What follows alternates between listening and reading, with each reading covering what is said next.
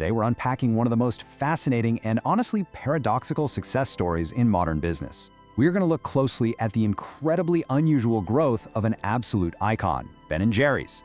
Now get ready, because the story of exactly why the specific company scaled up is absolutely not your typical entrepreneurial fairy tale. I mean, think about it for a second. How on earth do two guys who actively despise the corporate world end up building a $326 million empire? It's a massive irony.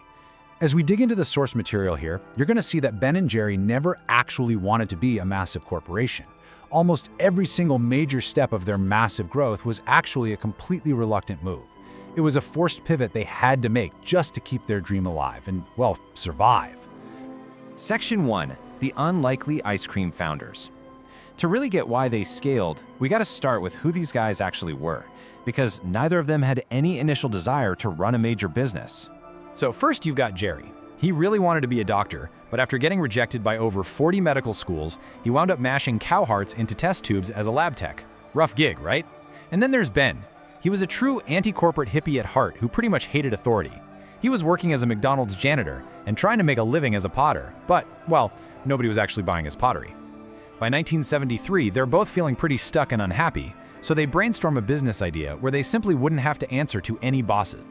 Actually, fun fact, their very first idea was to sell fresh bagels. But extreme budget limitations forced their first big pivot. When they found out bagel making equipment was going to run them $40,000, they were like, nope, and pivoted to what they assumed was a cheaper option, ice cream. They literally didn't know how to make it, so they took a $5 correspondence course from Penn State. Then, in May of '78, they pulled whatever savings they had, grabbed a tiny bank loan, and opened up their first scoop shop. The only spot they could afford was an abandoned Vermont gas station with a literally caved-in roof. They built tables out of scrap lumber, and Ben actually finally found a use for all that failed pottery. They used his homemade bowls to serve the ice cream. Now, to understand why their product took off, you really have to understand anosmia. Ben suffered from this medical condition, which meant he had almost no sense of smell and a severely diminished sense of taste. Now, you'd probably think, wow, that's a terrible disadvantage for someone starting an artisan food brand, right? But ironically, it turned into their greatest product asset. See, because Ben couldn't taste the ice cream normally, he had to rely almost entirely on the texture, the mouthfeel, to enjoy eating anything. To satisfy his own senses, he demanded that Jerry double the usual quantities of ingredients. They just started dumping in these massive, oversized chunks of fruit and chocolate. In fact, no batch was ever approved for sale until Ben could successfully identify the flavor while wearing a blindfold. This totally unique, quirky approach inadvertently created this premium, hyper-chunky product that completely stood out from anything else you could buy at the time. Which brings us to Section 2, the over-scooping crisis. Despite building some fierce local loyalty, they were about to hit their first real existential threat. Check this out. They actually hung a sign on their front door one day that read, "We're closed today so we can figure out if we're making any money." I mean, that perfectly captures their complete lack of business experience. The shop was slammed, customers adored them, but Ben and Jerry had this creeping, terrifying realization that they were barely making a dime. They literally had to shut the doors just to sit down and do the math. And when they did the math, the culprit was glaringly obvious: over-scooping. They were just being way too nice, giving customers these huge, massive portions, and it was completely eating away all of their profit margins. They quickly realized they couldn't just keep running a single generous scoop shop and expect to survive. It's a classic unit economics problem, and this crisis forced their very first major business scale-up. To offset the heavy losses from over-scooping at the counter, they decided they absolutely had to pivot to wholesale, packing their ice cream into pint-sized tubs to sell to local grocery stores and restaurants. At first, they tried delivering these new pints out of the trunks of their own cars, but a few traffic jams later, the ice cream was completely melting.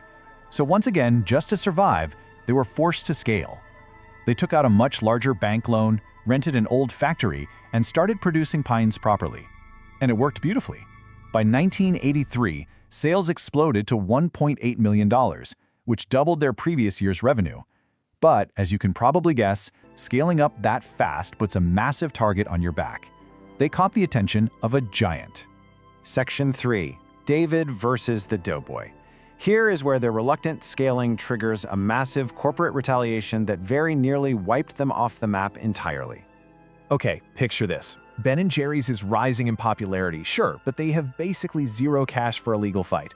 On the other side of the ring, you have Häagen-Dazs, which had just been bought up by the corporate titan Pillsbury. Häagen-Dazs was holding a staggering 70% market share. Pillsbury did not like this quirky little Vermont brand threatening their dominance, so in 1984, they issued a brutal monopolistic ultimatum to all their distributors. Drop Ben & Jerry's right now or you lose Häagen-Dazs forever.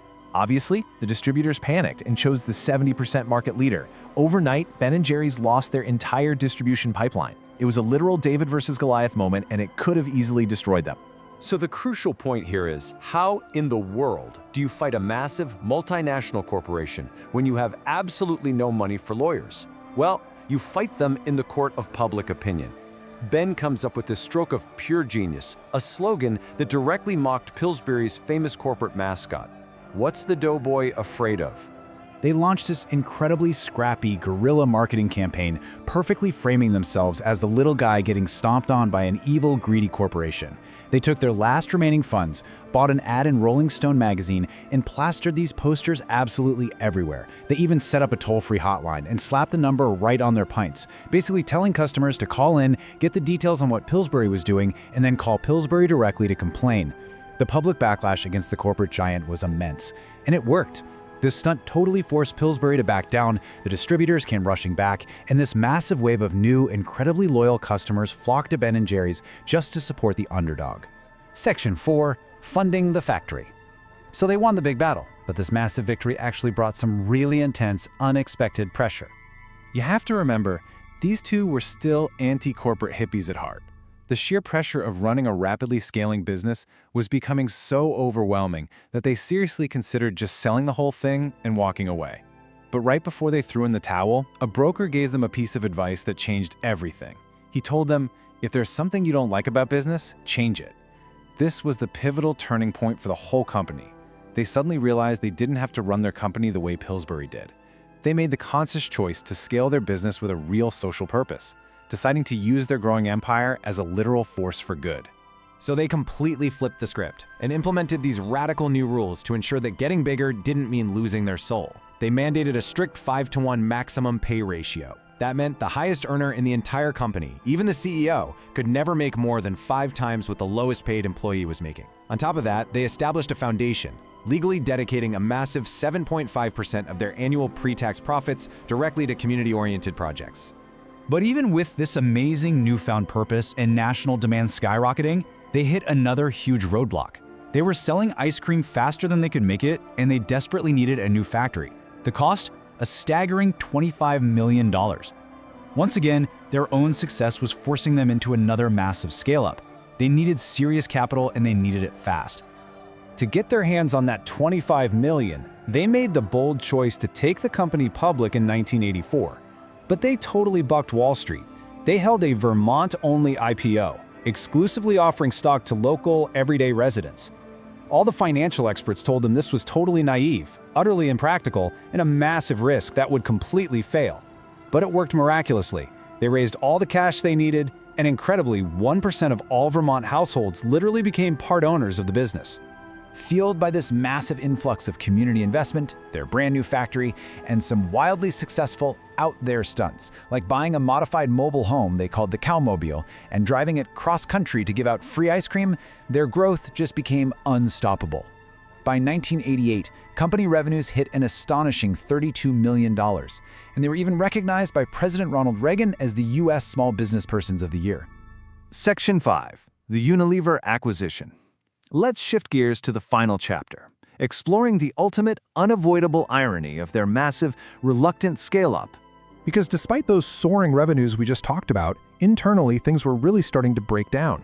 Factory workers were pulling 12-hour shifts just to keep the lights on, and business inefficiencies were spiraling completely out of control. The founders actually had to step back and hire an experienced outside CEO in the late 80s so they could focus on their social endeavors. But as they moved through the 1990s, the entire super premium ice cream market slumped, and their stock dropped by nearly 50%. The larger corporate sharks sensed blood in the water. Finally, in the year 2000, the board felt legally obligated to their shareholders to accept a massive offer, and they reluctantly sold the company to the corporate giant Unilever for $326 million. Now, the founders absolutely hated this outcome. Ben was so incredibly stressed by the whole acquisition ordeal, which, to be fair, combined with years of literally eating entire tubs of ice cream for taste testing, that he actually required an emergency quintuple bypass surgery. But they didn't walk away quietly. They successfully negotiated terms to establish an independent board of directors. This legal structure allowed the brand to maintain its original social mission and values, even under the umbrella of a massive conglomerate.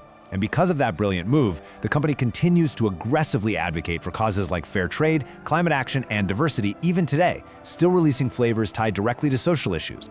So all of this leaves us with a really fascinating question. Can a company truly maintain its anti-corporate soul after scaling up into a multi-million-dollar conglomerate asset? I mean, from an abandoned gas station with caved-in roofs and homemade pottery bowls to a $326 million corporate buyout, Ben & Jerry's scaled up time and time again. But they didn't do it out of greed, they did it out of absolute necessity, just to keep their totally unique vision alive. It's such an incredible look at the unintended consequences of success. Thanks so much for joining me for this explainer, and I really hope this leaves you looking at that pint of chunky ice cream in your freezer in a whole new light.